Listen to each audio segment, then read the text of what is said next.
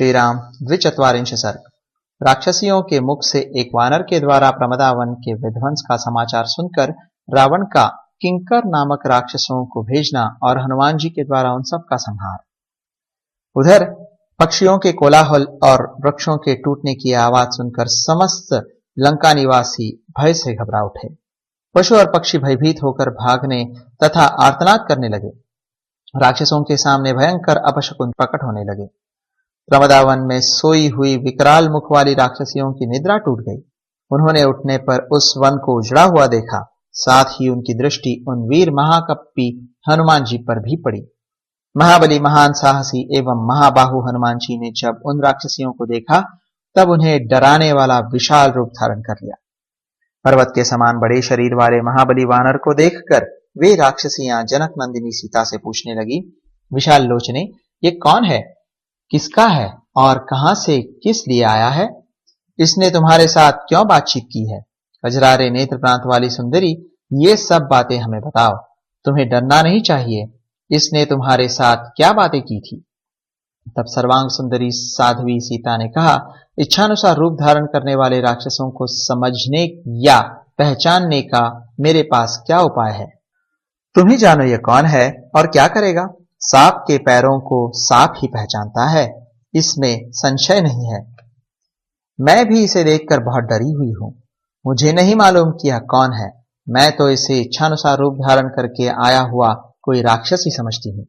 विदेह नंदिनी सीता की यह बात सुनकर राक्षसियां बड़े वेग से भागी। उनमें से कुछ तो वहीं खड़ी हो गईं और कुछ रावण को सूचना देने के लिए चली गईं।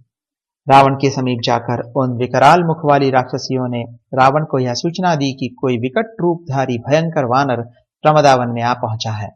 वे बोली, राजन, अशोक वाटिका में एक वानर आया है जिसका शरीर बड़ा भयंकर है। उसने सीता से बातचीत की है। वह महापराक्रमी वानर अभी वहीं मौजूद है। हमने बहुत पूछा तो भी जनक किशोरी मृगनयनी सीता उस वानर के विषय में हमें कुछ बताना नहीं चाहती है। संभव है वह इंद्र या कुबेर का दूत हो अथवा श्री राम ने ही उसे सीता की खोज के लिए भेजा हो। अद्भुत रूप धारण करने वाले उस वानर ने आपके मनोहर प्रमदावन को, जिसमें नाना प्रकार के पशु पक्षी रहा करते थे, उजाड़ दिया। प्रमदावन का कोई भी ऐसा भाग नहीं है जिसको उसने नष्ट न कर डाला हो।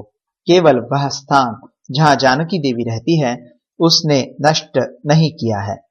जानकी जी की रक्षा के लिए उसने उस स्थान को बचा दिया है, या परिश्रम से थक कर यह निश्चित रूप से नहीं जान पड़ता है। अथवा उसे परिश्रम तो क्या हुआ होगा, उसने उस स्थान को बचाकर सीता की ही रक्षा की है। मनोहर पल्लवों और पत्तों से भरा हुआ वह विशाल अशोक वृक्ष जिसके नीचे सीता का निवास है, उसने सुरक्षित रख छोड़ा है। जिसने सीता से वार्तालाप किया और उस वन को उजाड़ डाला, उस उग्र रूपधारी वानर को आप कोई कठोर दंड देने की आज्ञा प्रदान करें। राक्षस राज, जिन्हें आपने अपने हृदय में स्थान दिया है, उन सीता देवी से कौन बातें कर सकता है? जिसने अपने प्राणों का मोह नहीं छोड़ा है, वह उनसे वार्तालाप कैसे कर सकता है? राक्षसियों की यह बात सुनकर राक्षसों का राजा रावण प्रज्वलित चिता की भांति क्रोध से जल उठा।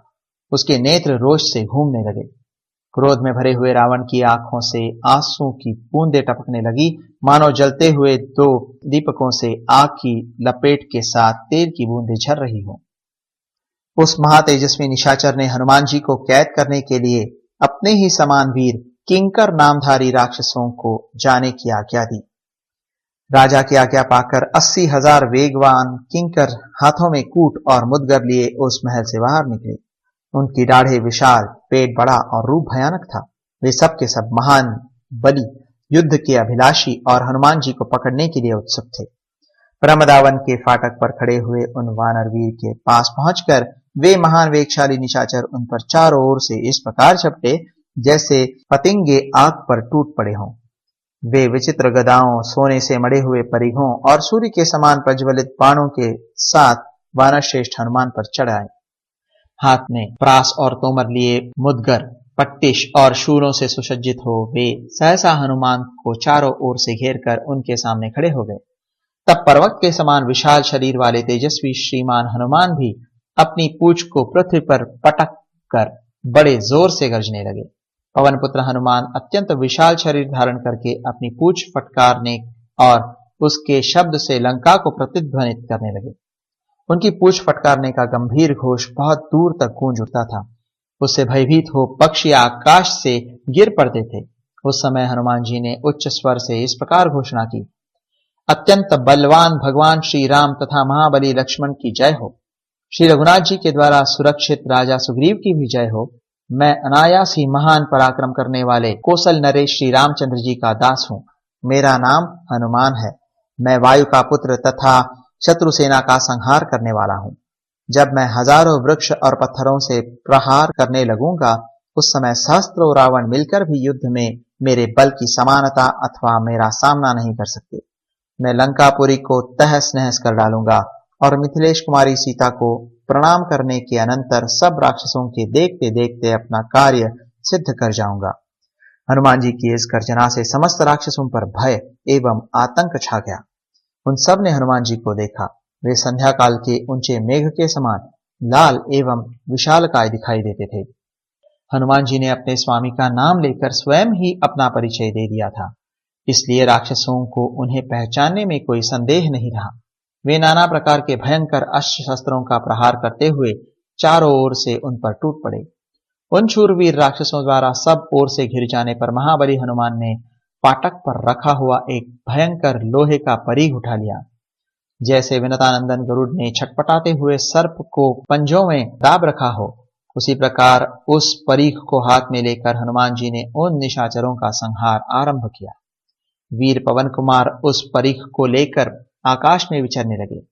जैसे सहस्त्र नेत्रधारी इंद्र अपने वज्र से दैत्यों का वध करते हैं, उसी प्रकार उन्होंने उस परीघ से सामने आए हुए समस्त राक्षसों को मार डाला। उन किंकर नामधारी राक्षसों का वध करके महावीर पवन पुत्र हनुमान जी युद्ध की इच्छा से पुनः उस फाटक पर खड़े हो गए। तदनंतर वहां उस भय से मुक्त हुए कुछ राक्षसों ने जाकर रावण को यह समाचार निवेदन किया कि समस्त किंकर नामक राक्षस मार डाले गए।